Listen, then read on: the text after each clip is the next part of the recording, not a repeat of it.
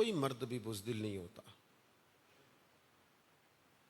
کوئی بھی ایسا نہیں ہوتا کہ وہ بیوی کی ہر بات مانے اور وہ دب کے وقت گزارے. بس اس طرح ہوتا ہے کہ آپ یہ کیوں نہیں تسلیم کر لیتی کہ وہ نفیس ہے، وہ رشتہ نبھانا چاہتا ہے، وہ بچوں کی طرف دیکھ رہا ہے، وہ گھر چلانا چاہتا ہے، اس کا خیال یہ ہے کہ یہ تعلق آگے چلے. تو بجائے اس کے کہ آپ یہ دعویٰ کریں کہ فلاں جو ہے وہ بہت شدت سے بات کرتی ہے اور مرد بڑی شرافت سے سنتا ہے، تو یہ ہو سکتا ہے کہ اللہ تعالیٰ نے اسے حوصلہ زیادہ دے رکھا ہو، وہ اس کو چلانا چاہتا ہو. ایک شخص نے حضور کی بارگاہ میں عرض کیا تھا کہ یا رسول اللہ صلی اللہ علیہ وسلم، میری بیوی زبان کی بڑی تیز ہے اور شدت ہے اس کے لہجے میں، اخلاقی رویے گویا اس کے درست نہیں ہے. تو حضور نے فرمایا اسے فارغ کر دے. عرض کی حضور میرے بچے بھی ہیں. فرمایا پھر تو اسے نبھا، اللہ تجھے توفیق عطا فرمائے.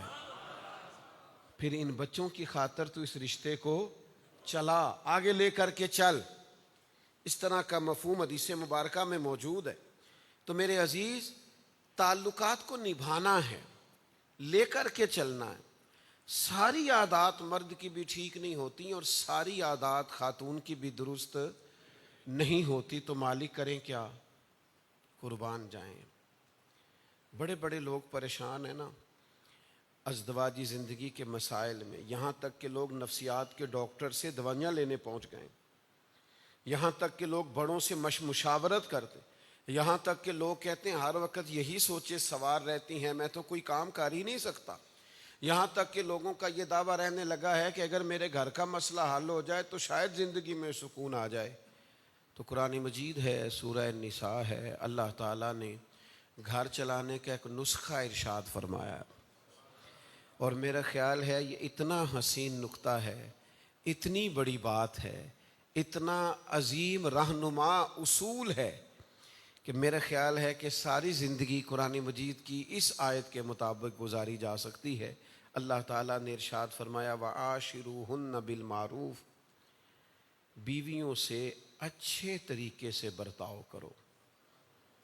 فَإِن كَرِهْتُمُوهُنَّ، اگر تمہیں ان کی کوئی عادت ناپسند ہو، اگر وہ تمہیں پسند نہ ہو، تو فرمایا فَعَسَىٰ أَن تَكْرَهُوا شَيْئًا، ہو سکتا ہے تم کسی چیز کو ناپسند کرو، وَيَجْعَلَ اللَّهُ فِيهِ خَيْرًا كَثِيرًا، اور اللہ تعالیٰ نے اس میں ہی تمہارے لیے بہت ساری خیر رکھی ہوئی ہو سکتا ہے اللہ تعالیٰ نے اسی میں تمہارے لیے بہت ساری. قربان جائیں، کیا انداز ہے کریم کا سمجھانے کا، کیا طرز کلام ہے، کیا شائستگی ہے، کیا کھلتے ہوئے پھول ہیں، کیا پھوٹتا ہوا نور ہے. مفسرین کرام نے بہت ساری باتیں لکھی ہیں، پر ایک بات کمال لکھی ہے، فرمایا ہو سکتا ہے تمہیں ناپسند ہو اور اللہ نے اسی میں تمہارے لیے بہت ساری خیر رکھی ہو. معنی کیا ہے؟ ہو سکتا ہے خاتون تمہیں ناپسند ہو لیکن اس میں سے اولاد اللہ تمہیں بڑی شانوں والی عطا کر دے، بڑی فرما بردار عطا کر دے، بڑی علم و فضل والی دے دے، بڑے فرما بردار بچے اللہ تمہیں اسی میں. ہو سکتا ہے اللہ نے خیریں. زیادہ نہ سوچیں، آپ فیصلہ کریں. او بھائی آپ گم نہ ہو، فیصلہ کریں کہ رب نے جو فرما دیا ہے وہ حق اور سچ ہے. اگر کوئی عادت ناپسند بھی ہو تو میرا کریم فرماتا ہے ہو سکتا ہے رب نے اسی میں تمہارے لیے خیر کثیر رکھی ہوئی ہو. تو پھر بھی محبت ہی کرو، پھر بھی پیار کرو، پھر بھی درگزر کرو.